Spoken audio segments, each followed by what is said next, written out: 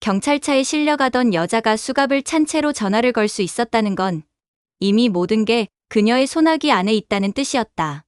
1년 전, 고성이는 VIP 진료실 가죽 소파에 깊숙이 몸을 기댔다. 병원장의 입술이 움직였다. 하지만 귀에는 아무것도 들리지 않았다. 온 세상의 소리가 사라진 것 같았다. 고성이의 시선은 병원장 손에 들린 차트에 고정되어 있었다. 그 위에 찍힌 빨간 글씨들. 간경변 말기, 여명 1년. 고성이 여사님. 병원장의 목소리가 겨우 들렸다. 고성이는 천천히 고개를 들었다. 손에는 에르메스 버킨백이 쥐어져 있었다. 손가락에 15캐럿 다이아몬드 반지가 VIP 진료실의 샹들리에 불빛에 반짝였다. 값비싼 명품들. 하지만 지금은 아무 의미가 없었다. 다시 한 번만 말씀해 주시겠어요? 간경변이 상당히 진행됐습니다. 말기 단계예요.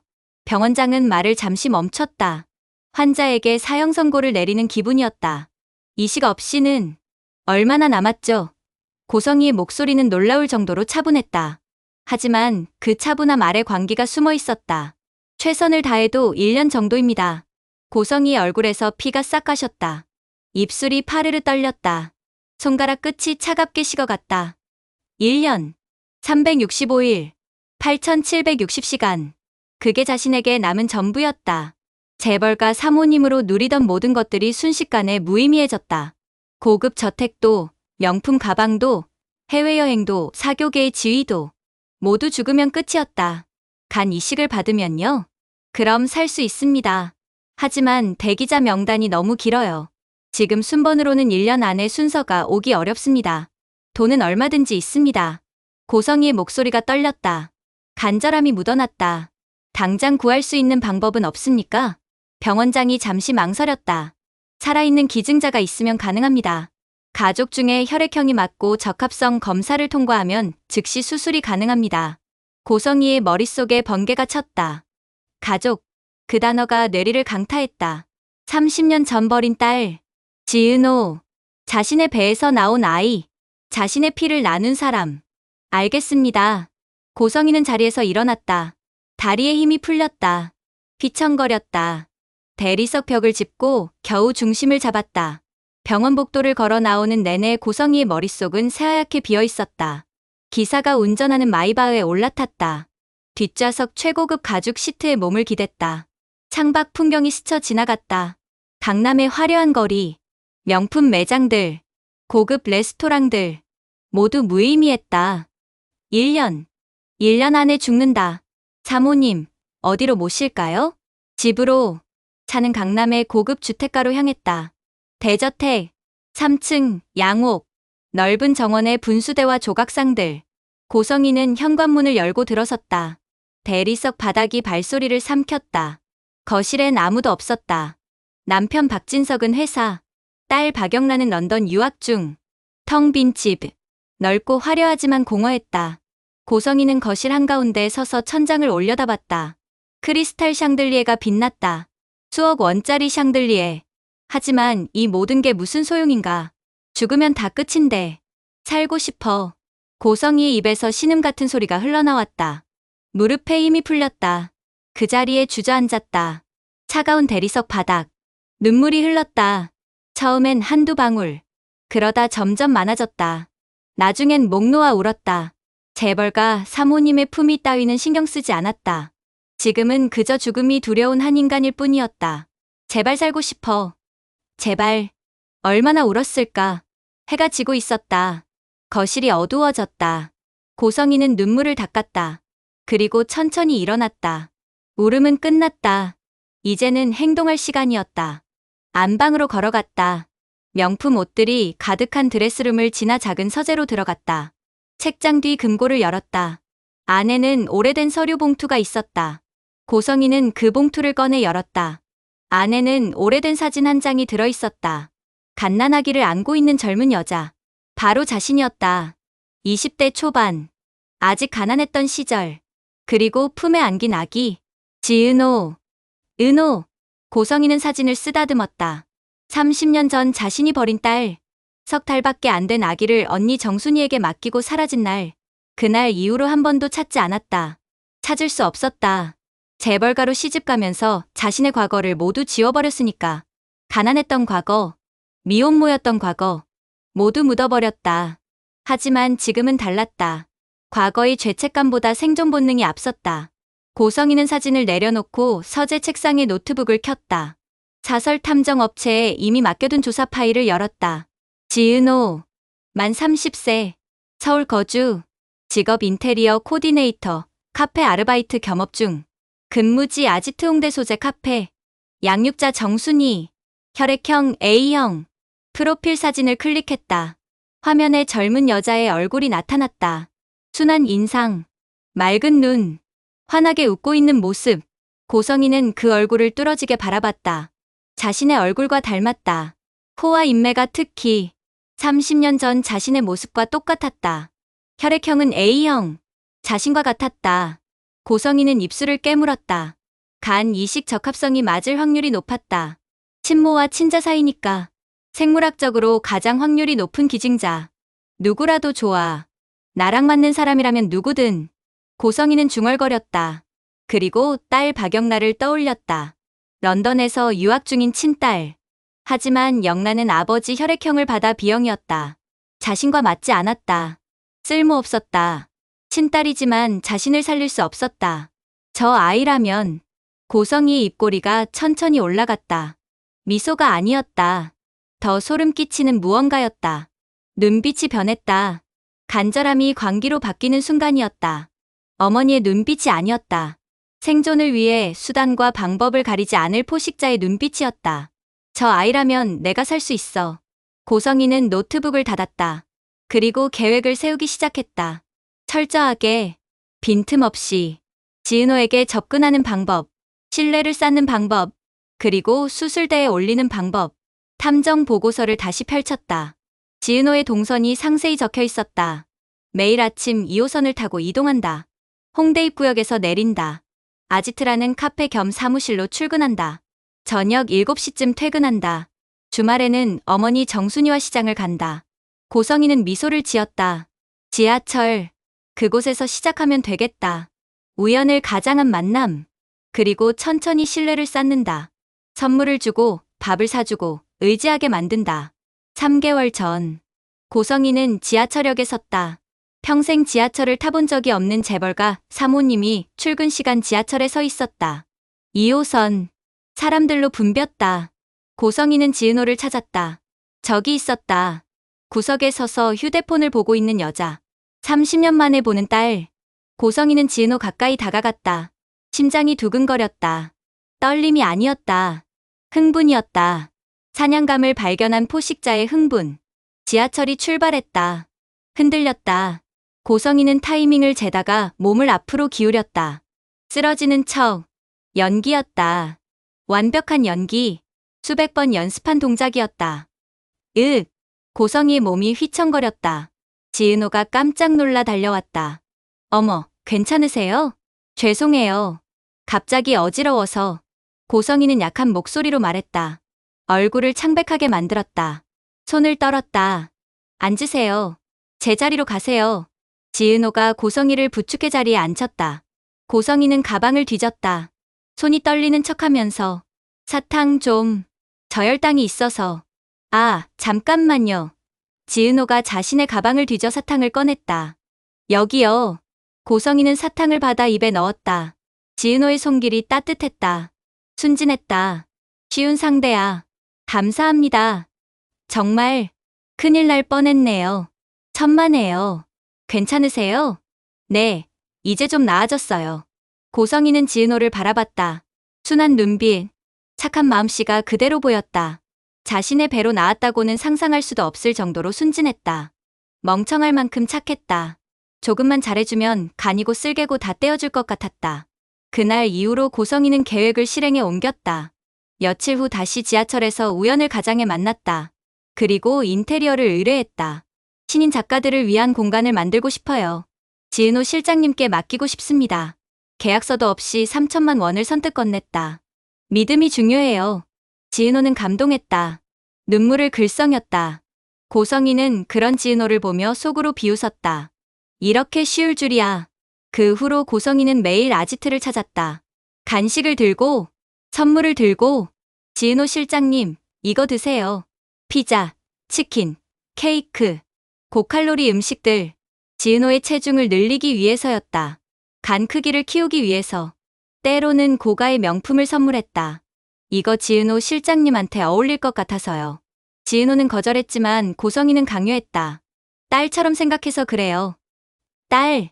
그 단어를 내뱉을 때마다 고성이의 가슴은 조금 더 아프지 않았다. 오히려 만족스러웠다. 지은호가 점점 자신에게 의지하는 게 보였으니까. 어떤 날은 저렴하지만 감동적인 선물도 했다. 손수 만든 도시락, 손편지. 지은호 실장님 생각하면서 만들었어요. 지은호는 울었다. 감동의 눈물. 고성이는 그 눈물을 보며 미소 지었다. 계획대로였다. 또 어떤 날은 빈틈을 보였다. 집안 얘기를 하며 눈물을 흘렸다. 남편은 날 이해 못해요. 딸도 말을 안 들어요. 지은호는 고성이를 위로했다. 힘내세요, 이사장님. 고성이는 지은호의 손을 꼭 잡았다. 고마워요. 지은호 실장님이 있어서 다행이에요. 신뢰가 쌓였다. 의존이 생겼다. 지은호는 고성이를 진짜 어머니처럼 따르기 시작했다. 고성이는 만족했다. 이제 다음 단계로 넘어갈 시간이었다. 2개월 전, 고성이는 병원장을 다시 만났다. VIP 라운지. 아무도 없는 공간. 원장님, 부탁이 있습니다. 말씀하세요, 여사님. 고성이는 명품 가방에서 서류 봉투를 꺼냈다. 두툼했다. 무거웠다. 이게 10억입니다. 병원장의 눈이 커졌다. 숨이 막혔다. 10억이요? 네. 제 지인이 검사를 받을 겁니다. 지은호라는 사람이요. 그 사람 간에 이상이 있다고 진단해주세요. 간 절제술이 필요하다고. 안 그러면 위험하다고. 병원장의 얼굴이 굳었다. 손이 떨렸다. 그건 의료법 위반입니다. 면허 취소될 수 있어요. 알아요. 고성이는 병원장의 눈을 똑바로 바라봤다. 차가운 눈빛. 협박도 아니고 부탁도 아니었다. 거래였다. 하지만 원장님은 하실 겁니다. 왜 제가? 원장님 아드님, 주식으로 큰 손실 보셨죠?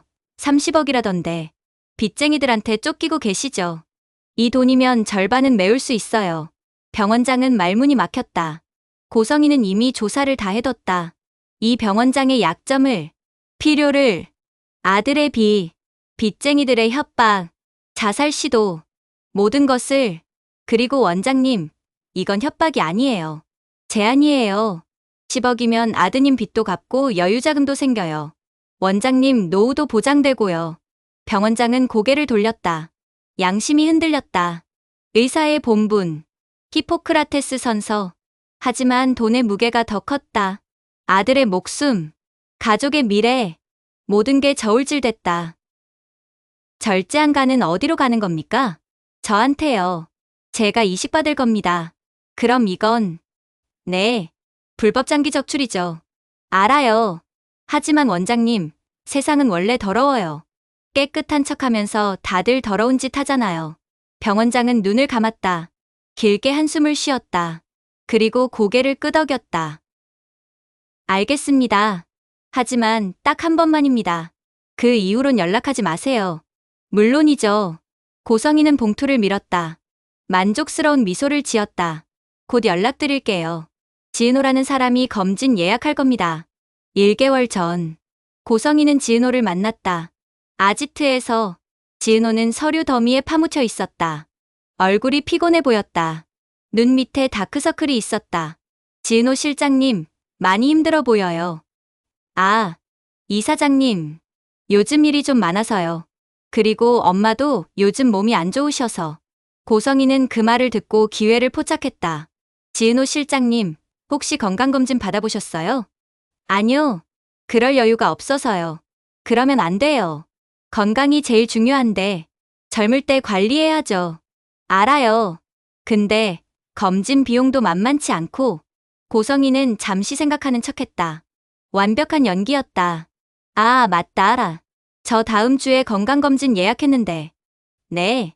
남편이랑 같이 받기로 했거든요. VIP 검진이라 비용도 많이 들고. 근데 갑자기 남편이 급한 출장을 가게 됐어요.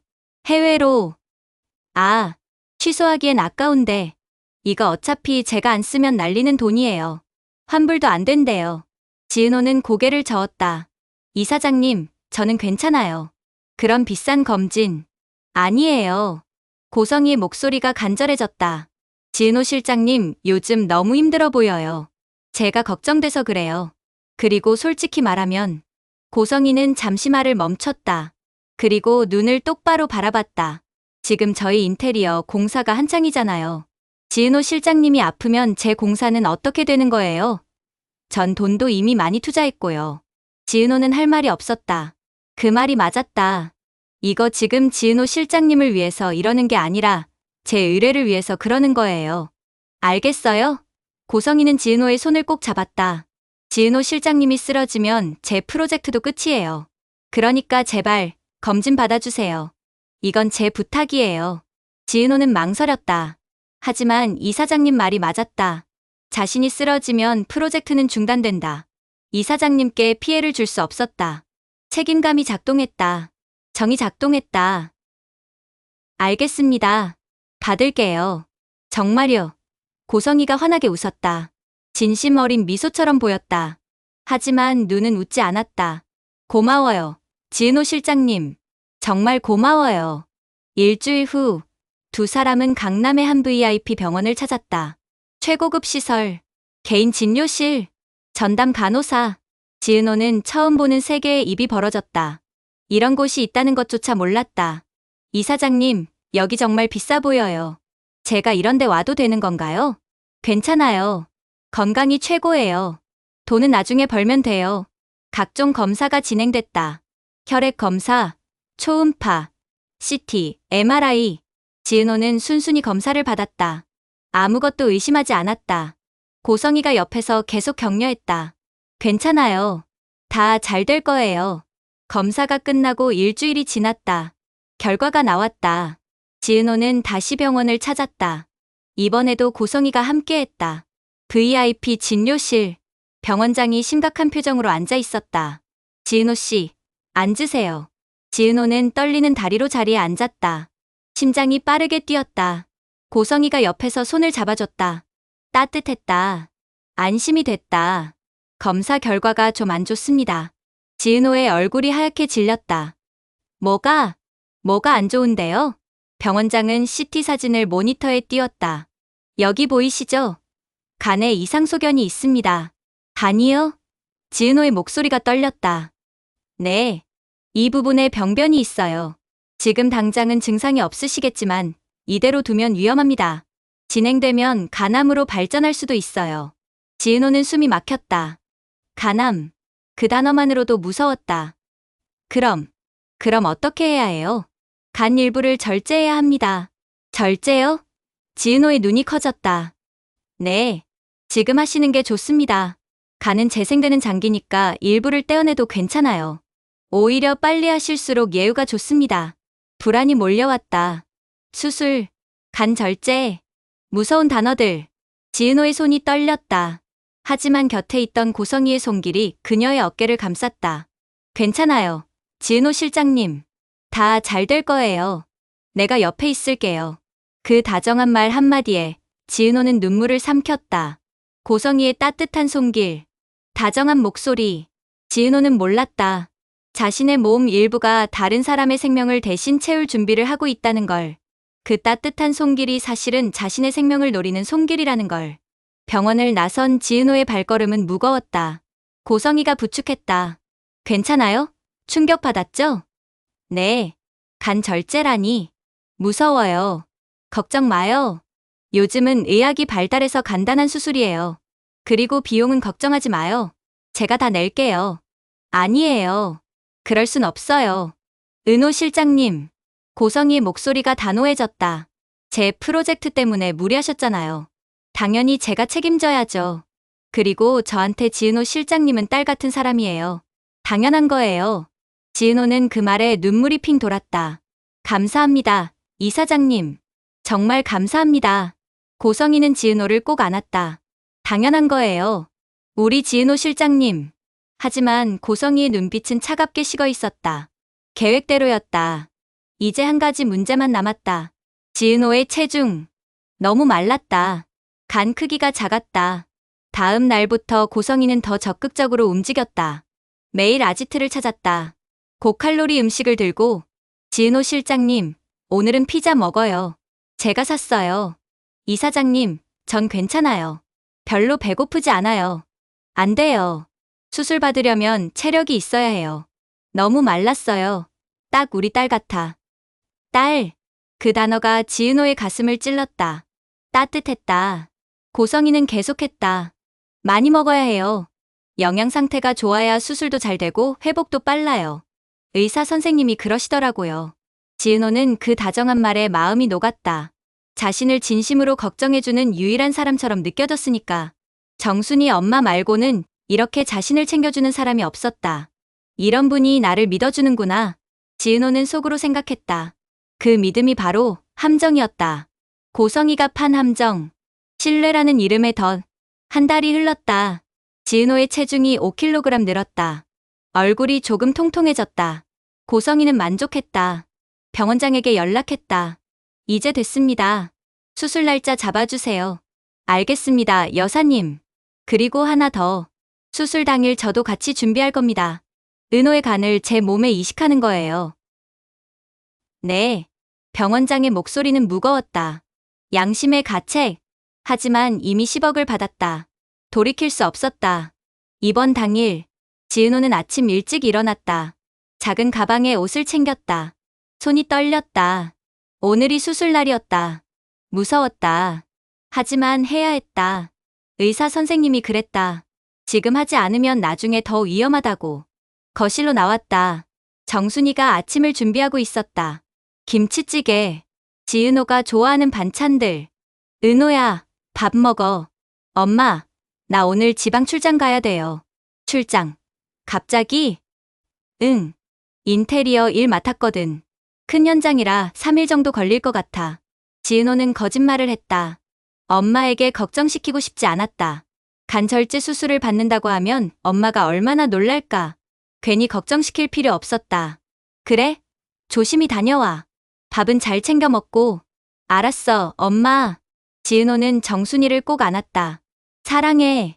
정순이는 딸의 등을 토닥였다. 나도 사랑해. 건강히 다녀와. 지은호는 집을 나섰다. 택시를 탔다. 한국대학교 병원으로 향했다. 차창 밖으로 아침 풍경이 스쳐 지나갔다. 출근하는 사람들, 등교하는 학생들, 평범한 일상. 지은호는 그 풍경을 멍하니 바라봤다. 금방 끝나겠지. 별일 없을 거야. 병원에 도착했다. 1층 로비. 대리석 바닥이 발소리를 삼켰다. 지은호는 입원 수속을 밟았다. 16층 1602호. VIP 병실이었다. 고성이가 비용을 다 내줬다. 엘리베이터를 탔다. 16층 버튼을 눌렀다. 천천히 올라갔다. 지은호의 심장은 빠르게 뛰었다. 16층에 도착했다. 복도를 걸었다. 긴 복도, 하얀 벽, 소독약 냄새. 1602호를 찾았다. 문을 열고 들어갔다. 넓은 1인실, 큰 창문, 편안한 침대. VIP 병실답게 호텔 같았다. 간호사가 들어왔다. 지은호 씨 맞으시죠? 네. 여기 환자복이에요. 갈아입으세요. 곧 의사 선생님 회진 오실 거예요. 지은호는 환자복으로 갈아입었다. 거울을 봤다. 낯선 자신의 모습. 환자복을 입으니 정말 환자가 된 기분이었다. 아팠다. 아프지 않은데 아픈 척해야 하는 것 같았다. 침대에 누웠다. 천장을 바라봤다. 하얀 천장, 형광등, 소독약 냄새가 코를 찔렀다. 지은호는 눈을 감았다. 괜찮아. 다 잘 될 거야. 이사장님도 그랬잖아. 간단한 수술이라고. 병실 문이 열렸다. 고성이가 들어왔다. 손에는 과일 바구니가 들려 있었다. 지은호 실장님, 잘 오셨어요? 네, 이사장님. 긴장되죠? 괜찮아요. 의사 선생님이 최고 실력자래요. 걱정 마요. 고성이는 지은호의 손을 잡았다. 따뜻했다. 지은호는 안심이 됐다. 근데 이사장님, 수술 때 같이 계셔주실 수 있어요? 고성이는 잠시 망설이는 척했다. 아, 사실 오늘 급한 일이 생겨서요. 아침에 회사에서 연락이 왔어요. 꼭 처리해야 하는 일이래요. 아, 정말 미안해요. 같이 있어주고 싶은데. 하지만 수술 끝나면 바로 올게요. 약속할게요. 괜찮아요. 이사장님도 바쁘신데 이렇게 많이 도와주신 것만으로도 감사해요. 고마워요. 지은호 실장님. 정말 고마워요. 고성이는 지은호를 꼭 안았다. 하지만 고성이의 눈빛은 차갑게 빛났다. 거짓말이었다. 급한 일 같은 건 없었다. 고성이는 지금 이 순간에도 같은 병원 다른 방에서 수술 준비를 하고 있을 예정이었다. 고성이가 나간 후 지은호는 홀로 남았다. 시간이 천천히 흘렀다. 간호사가 들어와 혈압을 쟀다. 체온을 쟀다. 오후 2시에 수술이에요. 지금부터는 물도 마시면 안 돼요. 네, 알겠습니다. 오후 1시. 지은호는 수술복으로 갈아입었다. 이동식 침대에 누웠다. 수술실로 이동할 준비였다. 병실 복도를 걸으며 지은호는 스스로를 위로했다. 금방 끝나겠지. 별일 없을 거야. 하지만 지은호는 몰랐다. 같은 시간, 같은 병원 VIP 수술실. 고성이가 환자복으로 갈아입고 있다는 것을, 거울 속 자신의 얼굴을 보며 중얼거리고 있다는 것을. 드디어 살 수 있어. 고성이의 입꼬리가 올라갔다. 광기 어린 미소. 30년 전 버린 딸의 간을 받아 살아날 수 있다는 확신. 죄책감 따위는 없었다. 오직 생존. 그것만이 전부였다. 같은 시각 정순이는 식당에서 일하고 있었다. 설거지를 하고 있었다. 손님들의 그릇을 닦았다. 평범한 오후였다. 휴대폰이 울렸다. 주머니에서 꺼냈다. 모르는 번호. 하지만 받았다. 여보세요? 정순이 씨 맞습니까? 낯선 남자의 목소리였다. 떨리고 있었다. 급박했다. 네, 그런데요? 지금 당장 한국대학교 병원 16층 1602호로 가세요. 네? 무슨 일인데요? 지금 당신 딸이 간을 적출당하기 일보 직전이에요. 정순이는 숨이 막혔다. 뭐라고요? 고성이가 당신 딸을 죽이려 합니다. 지금 당장 가세요. 시간이 없어요. 고성이. 그 이름은 정순이의 심장을 쳤다. 30년 전 자신의 아이를 버리고 떠났던 여자. 동생. 아니, 이제는 동생이라 부를 수도 없는 괴물. 그 이름을 다시 들었다. 숨이 막혔다. 그게 지금 무슨 소리예요? 설명할 시간 없어요. 지금 당장 가세요. 전화가 끊겼다.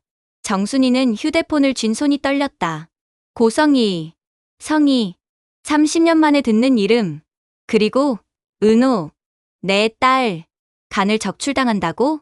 정순이는 앞치마를 벗어던지고 달렸다. 식당 문을 박차고 나갔다. 택시를 잡았다. 손을 흔들었다. 택시가 섰다. 한국대학교 병원이요. 빨리요. 네. 차가 출발했다. 정순이는 뒷좌석에서 숨을 헐떡였다. 심장이 터질 것 같았다. 고성이. 왜 그 이름이 나오는 거야? 은호랑 무슨 상관이야? 아니, 잠깐. 혹시 정순이의 머릿속에 번개가 쳤다. 은호는 성희의 친딸, 생물학적 딸, 간 이식. 설마. 안 돼. 제발 아니길. 정순이는 중얼거렸다. 눈물이 흘렀다. 택시 기사가 백미러로 쳐다봤지만 말하지 않았다. 제발. 내 딸만은. 병원에 도착했다. 정순이는 돈을 던지고 뛰어내렸다. 로비로 달렸다. 엘리베이터를 탔다. 16층 버튼을 연타했다. 문이 닫혔다. 천천히 올라갔다.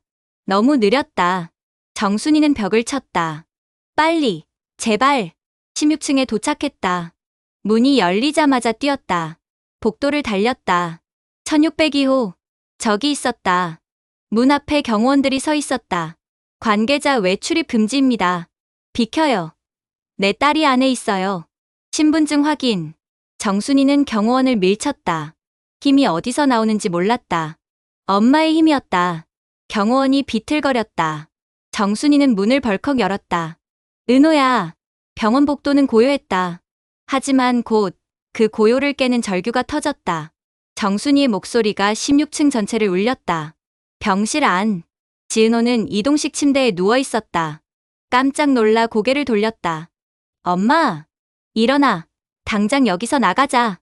정순이가 달려와 지은호의 손을 잡았다. 눈은 충혈돼 있었고 숨이 거칠었다. 땀이 흘렀다. 엄마. 왜 그래요? 여긴 왜? 너 속았어. 저 여자가 널 속였다고. 무슨 소리예요? 고성이가 널 죽이려고 해. 그 순간 병실 문이 또 열렸다. 고성이가 병원복 차림으로 서 있었다. 얼굴이 창백했다. 수술 준비를 하다 온 것이었다. 이게 도대체 무슨 짓이에요? 고성이의 목소리가 병실을 울렸다. 분노, 당황, 공포, 모든 감정이 섞여 있었다. 계획이 틀어졌다. 누군가 방해했다. 정순이가 돌아봤다. 그 얼굴을 보는 순간 30년의 세월이 한순간에 무너졌다. 변했다. 많이 변했다. 하지만 알아볼 수 있었다. 동생, 성희, 고성희. 네가 어떻게 우리 은호한테 이럴 수가 있어. 고성희의 얼굴이 하얗게 질렸다. 찐땀이 흘렀다. 입술이 떨렸다. 언니. 여길 어떻게? 언니. 지은호의 눈이 흔들렸다. 두 사람을 번갈아 봤다. 언니, 두 분이 아는 사이야? 언니, 두 분이 어떻게 아는 사이예요? 고성희의 입이 굳었다. 말이 나오지 않았다. 정순이의 입에서 떨리는 말이 새어나왔다. 이 여자, 내 친엄마야. 지은호는 숨이 멎었다. 뭐라고요? 30년 전 널 버리고 도망친 여자라고. 그 말에 지은호의 세상이 무너졌다. 숨이 멎는 것 같았다. 머리가 하얗게 비었다. 친엄마. 고성희가 자신을 버린 사람이. 고성희는 고개를 푹 숙였다. 잠시 침묵이 흘렀다. 그리고 이내 고개를 들었다. 얼굴이 변했다. 광기 어린 얼굴. 더 이상 숨길 필요가 없었다. 그래. 내가 엄마다. 고성희가 외쳤다. 목소리가 병실을 가득 채웠다. 근데 그게 어때? 내가 살려면 내가 네 필요해. 내가 널 낳았어. 30년 전에 널 살릴 때도 있었어. 이젠 내가 날 살려야 할 차례야. 지은호가 뒷걸음질 쳤다. 이동식 침대에서 떨어질 뻔했다. 당신 미쳤어요. 미쳤다고? 고성희가 비웃었다. 그래. 살고 싶어서 미쳤어. 나한텐 지금 그게 전부야. 1년밖에 안 남았어. 죽기 싫어. 살고 싶어. 정순이가 지은호를 끌어안았다. 절대 안 돼. 내 딸은 절대 안 줘. 내 딸? 고성희가 웃었다. 내 딸은 무슨. 내가 낳았어. 내 배에서 나왔다고. 내 거야. 내가 하고 싶은 대로 할 거야. 너 정말 인간이 아니구나. 인간? 고성희의 얼굴이 일그러졌다. 인간답게 살아봤자 뭐해. 가난하게 살았잖아. 난 이제 다시는 그렇게 안 살 거야. 살아남을 거야. 무슨 짓을 해서라도. 간호사들과 의사들이 달려왔다. 복도가 시끌벅적해졌다. 무슨 일이죠? 고성희는 외쳤다. 저 여자가 환자 수술 방해하고 있어요. 빨리 끌어내요. 지은호 수술 준비시켜요. 안 돼. 정순이가 소리쳤다. 이 여자가 내 딸을 죽이려고 해요. 불법 장기 적출이에요. 순식간에 병실은 아수라장이 되었다. 병원들이 뛰어들었다. 정순이와 고성희, 두 여자가 뒤엉켰다.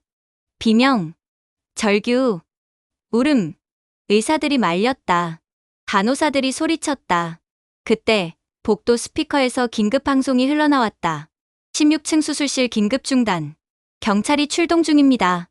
모든 수술을 중단하시기 바랍니다. 고성희는 휘청이며 벽에 기댔다. 눈앞이 흐릿했다. 다리에 힘이 풀렸다. 이럴 리가 없어. 내가 이렇게까지 했는데 모든 계획이 무너졌다. 1년간 준비한 계획, 돈을 쏟아부은 계획, 의사를 매수하고 신뢰를 쌓고 모든 걸 완벽하게 준비했는데 누가 방해한 거야? 누가 정순이에게 알린 거야? 지은호는 눈물에 젖은 얼굴로 중얼거렸다.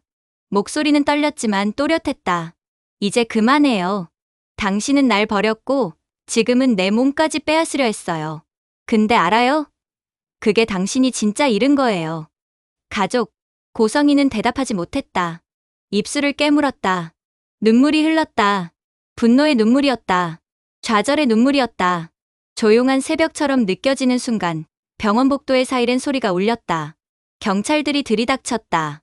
제복을 입은 경찰 6명. 고성희의 손목에 수갑이 채워졌다. 고성희 씨, 불법 의료행위 교사, 살인미수 혐의로 체포합니다. 고성희는 고래고래 소리 지르며 반항할 것 같았지만 의외로 조용했다. 그저 묵묵히 경찰을 따라 나섰다. 얼굴에는 표정이 없었다. 체념도 아니었다. 계산이었다. 아직 끝나지 않았다는 표정. 정순이와 지은호는 한동안 제대로 앉지도 서지도 못한 채 서로를 부둥켜 안고 울었다. 지은호는 엄마의 품에서 목 놓아 울었다. 정순이도 울었다. 은호야, 너한테 아무 일 없어서 다행이야. 정말 다행이야. 엄마, 무서웠어요. 괜찮아. 이제 다 끝났어. 하지만 정말 끝난 걸까? 둘 다 알 수 없었다. 시간이 흘렀다. 병실은 조금씩 정리됐다. 경찰들은 증거를 수집했다. 의료진을 조사했다. 병원장도 경찰서로 연행됐다. 지은호는 침대에 앉아 멍하니 창밖을 바라봤다. 해가 지고 있었다. 아름다운 노을. 하지만 지금은 아무것도 아름답지 않았다. 엄마, 근데 고성희 사모님과는 어떤 사이예요? 언니라니. 그분이 제 친엄마라고요? 정순이는 순간 말문이 막혔다. 어디서부터 어떻게 설명해야 할지 모르겠다. 30년간 숨겨온 진실. 이제는 말해야 할 시간이었다. 은호야. 정순이는 딸의 손을 꼭 잡았다. 사실 나는 내 이모야. 고성이는 내 친동생이고 내 친엄마야. 30년 전에 널 낳고 나한테 맡기고 떠났어. 그 후로 한 번도 안 찾아왔지. 지은호는 눈물이 또 흘렀다. 그 순간 지은호의 휴대폰 벨소리가 울렸다. 침대 옆 테이블에 놓인 휴대폰. 화면에 이름이 떴다. 고성희. 소름이 돋았다. 고성희는 방금 경찰에 붙잡혀 갔는데 어떻게 전화를 한 거지? 지은호는 떨리는 손으로 전화를 받았다. 여보세요? 지은호. 고성희의 목소리였다. 차분했다. 너무 차분했다. 방금 체포된 사람의 목소리가 아니었다. 여기서 끝이라고 생각하면 오산이야. 지은호는 숨이 멎었다. 곧 다시 찾아갈게. 기다려. 전화가 끊겼다. 지은호는 휴대폰을 떨어뜨렸다. 온몸이 떨렸다. 정순이가 딸을 안았다. 은호야, 무슨 전화야? 고성희예요. 다시 찾아온대요. 정순이는 온몸에 소름이 돋았다. 어떻게 전화를 한 거야?